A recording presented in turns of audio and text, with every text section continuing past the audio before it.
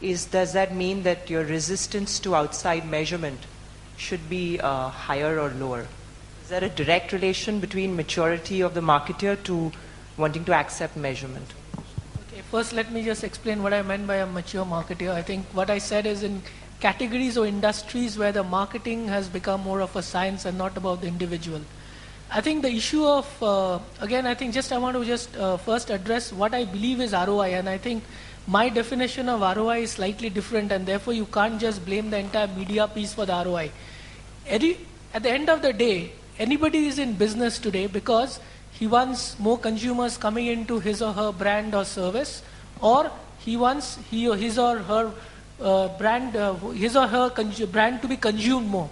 And to me, that's the ROI, that whatever I am putting in terms of communication and what I am spending in terms of investment or cost, whatever you call it, behind the brand, that has to lead to not just reach, but I am talking about the next level, is that in the case of a new product, more trials or adoption; in the case of an existing product or service, getting more consumers or getting more consumers to consume more. And just to address your question, so that for me is a definition of ROI, that can you get a correlation between that spend, that this spend led to more consumption of my product or service, or led to more consumers coming into my product and service, and not just reach and this one. Because unless that is happening, we'll perpetually have this argument about whether it's an investment or a cost. Because I can give you reach, but at the end of the day, if the quality of the creative or the strategy is all wrong, and you have a wrong strategy, you might get the reach, but might not get the numbers.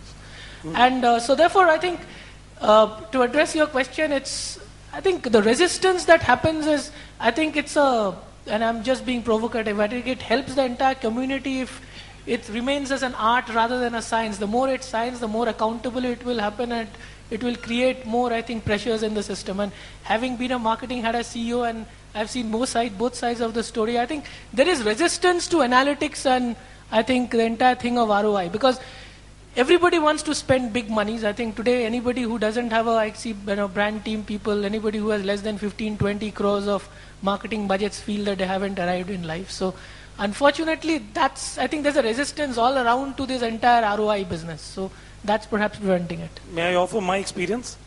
My experience has been the more mature a marketer, the greater reliance on models. And the reason for that is that a less mature marketer will not even trust the model.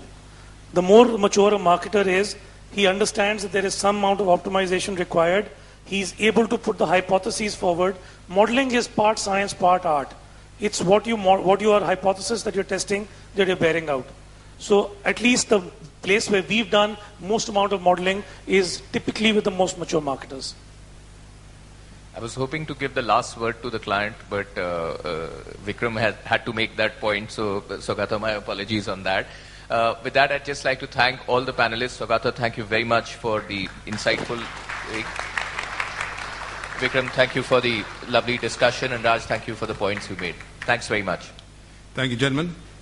Please remain seated. Ladies and gentlemen, I'd like to give a big round of applause for our panelists.